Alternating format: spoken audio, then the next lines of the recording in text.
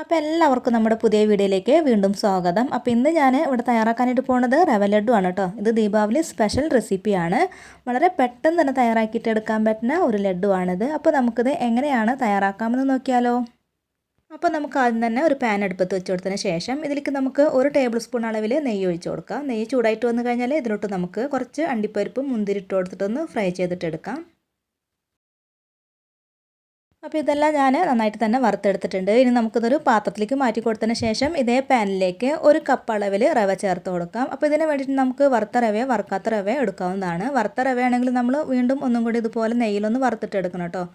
ചെറുതായിട്ടൊന്ന് മുരിഞ്ഞ് വരുന്ന വരയ്ക്കൊന്ന് വറുത്തിട്ടെടുക്കാം.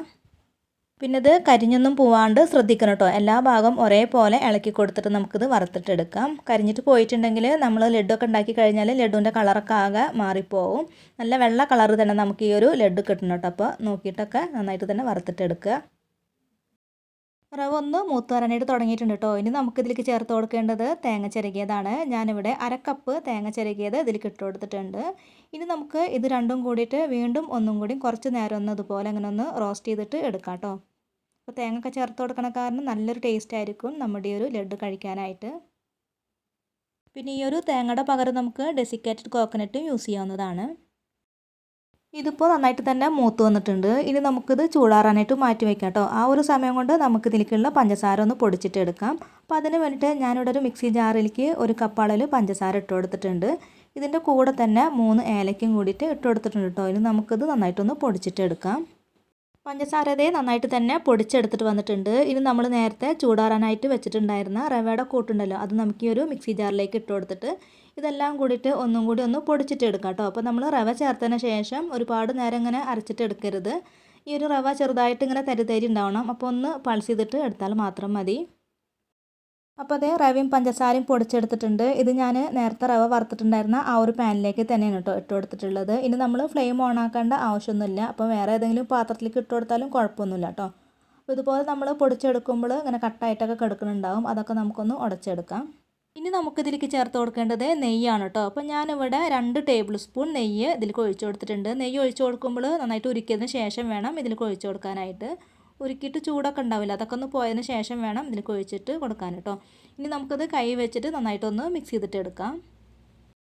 ഈ ഒരു റവയും നെയ്യൊക്കെ നന്നായിട്ട് ഇങ്ങനെ മിക്സ് ആവണ പോലെ വേണം കേട്ടോ നമ്മളിത് കുഴച്ചെടുക്കാനായിട്ട്. അതിന് ശേഷം പിന്നെ നമുക്കിതിലേക്ക് ചേർത്ത് കൊടുക്കേണ്ടത് പാലാണ്. ഞാനിവിടെ 2.5 ടേബിൾ സ്പൂൺ അളവിൽ പാല് ഇതിലേക്ക് ഒഴിച്ചു കൊടുത്തിട്ടുണ്ട്. പാലൊക്കെ ഒഴിച്ചു കൊടുക്കുമ്പോൾ ഒരുപാട് ഒഴിച്ചു കൊടുക്കരുത്. ഇപ്പോൾ നമ്മൾ ഒഴിച്ചു കൊടുത്തത് കറക്റ്റ് അളവാണ് കേട്ടോ. അപ്പോൾ കുറച്ചിങ്ങനെ ലൂസായ പോലെ ഉണ്ടാവും നമ്മളിതുപോലെ ഇങ്ങനെ കുഴച്ചെടുക്കുമ്പോൾ. റവ ആയ കാരണം കുറച്ച് നേരം അങ്ങനെ തന്നെ വെച്ച് കഴിഞ്ഞാൽ അതിങ്ങനെ ഡ്രൈ ആയിട്ട് വന്നോളൂ കേട്ടോ. അപ്പോൾ നന്നായിട്ട് ഇതുപോലെ ഇങ്ങനെ ഒന്ന് മിക്സ് ചെയ്തിട്ട് എടുക്കാം.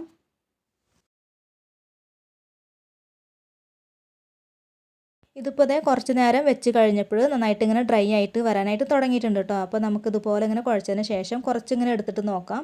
ഇതുപോലെ ഇങ്ങനെ ലഡ്ഡുവിൻ്റെ പോലെ ഇങ്ങനെ ഷേപ്പ് ആക്കാൻ പറ്റുന്നുണ്ടെങ്കിൽ കറക്റ്റായിട്ട് തന്നെ കിട്ടിയിട്ടുണ്ട് കേട്ടോ. ഇനി നമുക്കിതിലേക്ക് നമ്മൾ നേരത്തെ വറുത്ത് വെച്ചിട്ടുണ്ടായിരുന്ന അണ്ടിപ്പരിപ്പും മുന്തിരിയും ഇട്ട് കൊടുക്കാം. ഇനി ഇതെല്ലാം കൂടിയിട്ട് നന്നായിട്ടൊന്ന് മിക്സ് ചെയ്ത് കൊടുത്തതിന് ശേഷം നമുക്കിത് ഉരുളകളാക്കിയിട്ട് എടുക്കാം കേട്ടോ. അപ്പോൾ നമുക്ക് എത്ര വലുപ്പത്തിലാണോ ലഡ്ഡു വേണ്ടത് അതിനനുസരിച്ചിട്ടുള്ളത് ഇതിൽ നിന്ന് എടുത്തിട്ട് ഉരുളകളാക്കിയിട്ട് എടുത്താൽ മതി. പിന്നെ ഇത് നന്നായിട്ട് ഇങ്ങനെ ഡ്രൈ ആയിട്ട് പോയിട്ടുണ്ടെങ്കിൽ നമുക്കിത് ഉരുട്ടിയെടുക്കാനായിട്ട് പറ്റില്ല കേട്ടോ. അപ്പോൾ നന്നായിട്ട് ഡ്രൈ ആയിട്ട് പോയിട്ടുണ്ടെങ്കിൽ ഒരല്പം പാല് മാത്രം, ഒരു 1/2 ടേബിൾ സ്പൂണോളം പാൽ ഇങ്ങനെ തളിച്ച് കൊടുത്തിട്ട് ഇതുപോലെ ഇങ്ങനെ ചെയ്താൽ മതി. പാല് കൂടിപ്പോകാനായിട്ട് പാടില്ല കേട്ടോ. അങ്ങനെയാണെങ്കിൽ നമുക്ക് ഇതുപോലെ ഇങ്ങനെ ചെയ്യാനായിട്ട് പറ്റില്ല.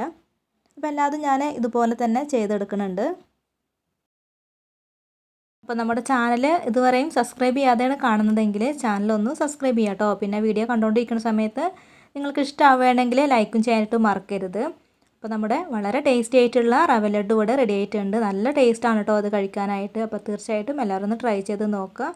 അപ്പോൾ ഇന്നത്തെ ഈ ഒരു വീഡിയോ എല്ലാവർക്കും ഇഷ്ടമായിട്ടുണ്ട് എന്ന് വിശ്വസിക്കുന്നു. വീഡിയോ ഇഷ്ടമായിട്ടുണ്ടെങ്കിൽ ഒന്ന് ലൈക്ക് ചെയ്യുക, ഷെയർ ചെയ്യുക, കമൻറ്റ് ചെയ്യുക. പിന്നെ ആദ്യമായിട്ടാണ് നമ്മുടെ ചാനൽ കാണുന്നതെങ്കിൽ ചാനലൊന്ന് സബ്സ്ക്രൈബ് ചെയ്ത് സപ്പോർട്ട് ചെയ്യാം കേട്ടോ. അപ്പോൾ ഇനി അടുത്ത നല്ലൊരു വീഡിയോ ആയിട്ട് വീണ്ടും വരാം. ബൈ. താങ്ക്